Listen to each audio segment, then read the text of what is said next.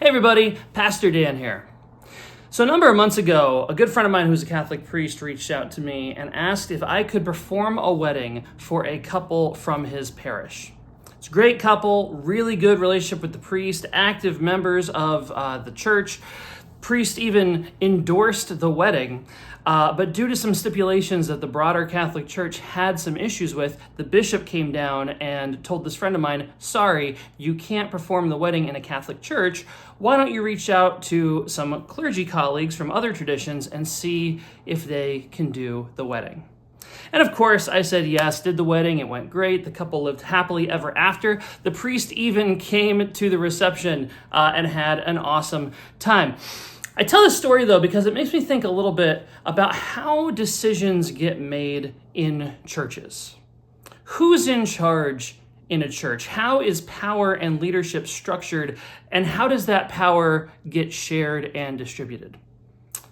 A number of churches operate very similarly to how a lot of our Catholic friends do it. And there's nothing wrong with this model, sort of a top-down system of power, of governance, where basically at the congregational level, you maybe have some lay people who hold some power, elders, deacons, presbyters. They've got influence, they can make decisions. But then kind of above them is the clergy. It could be pastors, could be a priest. When it comes to the local church level, the buck usually tends to stop with the pastor or the priest, the clergy person. But of course, everybody has a boss. So over the pastor, there's usually someone, could be a bishop, could be a superintendent. Again, it kind of depends on which tradition we're in. And then often that person has someone over them, like an archbishop or a pope. It's very much a hierarchical, top-down form of church governance. And again, there's nothing wrong with that. That's how most Christians have done it throughout history, and it works. Baptists, however, in our tradition, we do things a little differently. We believe in democratic church governance, the idea that rather than a top-down model of power, it should be bottom-up. The congregation actually holds the power. What that looks like for us is if you're a member of Brockport First Baptist, you get a vote on major financial decisions like the budget. You get to vote whenever we hire a new pastor or when we ordain people to serve as pastors in other churches and contexts. You also get to elect representatives to church council. Church council is the governing board of the church. It's made up of 9 church members who are elected to 2-year terms, and they oversee kind of the day-to-day business operations of the church, along with helping to care for the spiritual needs of the congregation. And one of the key ways that democratic church governance is exercised here at Brockport First Baptist is our congregational business meetings. We have 3 congregational business meetings every year. Our next one is coming up this Sunday, May 31st, right after worship. And this is the big one. The May congregational meeting is always the big meeting of the year. We are going to be voting and discussing the new proposed budget for our church. And that budget makes some pretty big changes. We're shifting from a fiscal year that runs from June 1st to May 31st, which is the way we've done it for decades, I think. We're shifting from that to a fiscal year that actually lines up with the calendar year that runs from January to December. You can come to this meeting, hear about why that decision is being made, weigh in on what you think about that decision, and learn about kind of the finances of our church.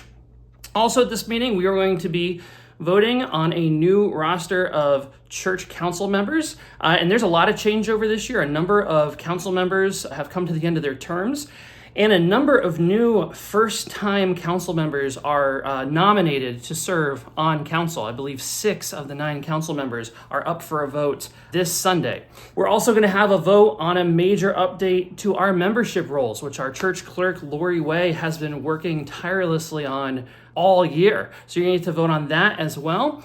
And there's also going to be an open forum for Q&A where you can ask church leadership any questions you have about church business or the goings-on of our congregation. Again, the congregational business meeting is this Sunday, May 31st, right after worship. You do not need to be a church member to come to the meeting. You just have to be a church member to vote.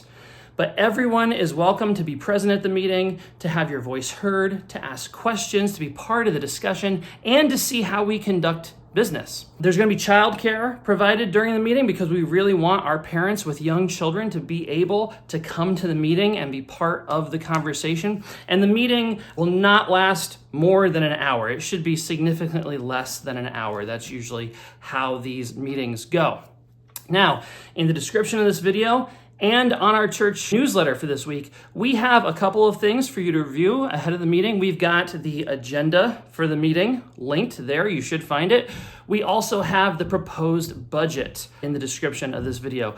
Check both of those out before you come to the meeting. Bring any questions you have with you to that congregational business meeting.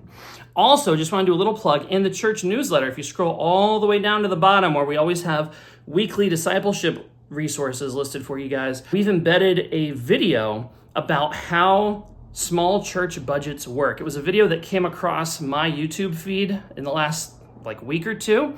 Really great little explainer video about church budgeting and what that looks like. It's geared more toward church leadership, but you are the leaders of this church as our congregation, and I think it's good to have a little look behind the curtain of how things tend to function on a church institutional level. Come to worship this Sunday at 10 a.m. and then stick around afterwards for the congregational business meeting. I will see you there. Grace and peace.